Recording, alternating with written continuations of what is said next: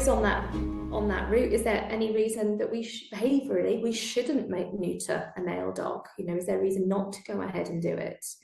There are, and particularly for dogs that are showing fear-related behaviours. And I emphasise that fear can manifest in a dog that looks aggressive, fear aggression. So sometimes a dog will become dog aggressive towards another dog or towards unfamiliar people. And that might not be just aggression is just really a behavioural response very often to fear. So fear-related behaviours, which might be a kind of outward show of aggression, it would be very important not to castrate, because testosterone gives a dog confidence, and if we remove that hormone, then that dog, it may be the only thing that's holding this fearful dog together. And because fear can manifest in aggression, we might be actually causing this dog to show more aggressive behaviours because of the fear. So it would be inadvisable to castrate a dog that's showing behaviours that are driven by fear. And again, a behavioural assessment or coming in to speak to you at length in the consultation might kind of allow you to make those assessments, or maybe refer them to see a behaviourist to get that more detailed history to see if it is related to fear.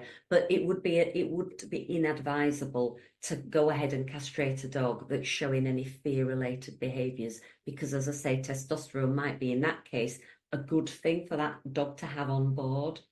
Now, that doesn't mean to say that if, say, for example, this dog has got some medical reason why it should be castrated, it doesn't mean to say that this dog can never, ever be castrated, but it might be that we need to undertake some behavioural work, training, management techniques, work on a plan to get that dog to feel better, and then maybe later on that can be done if needed.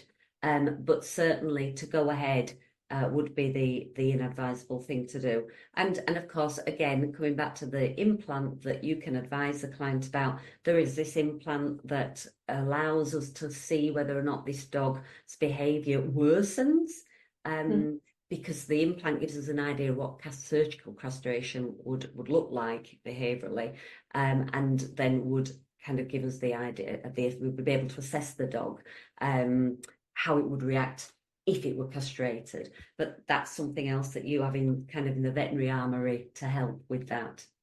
Yes, absolutely.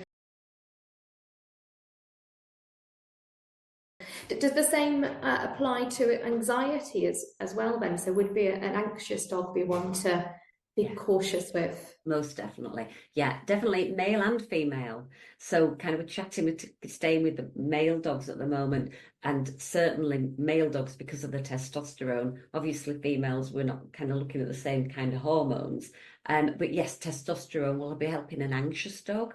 So any fear-related, anxiety-related behaviours that a male dog has, it would be very important for the client to make sure that they chat to you before they book the dog in for castration.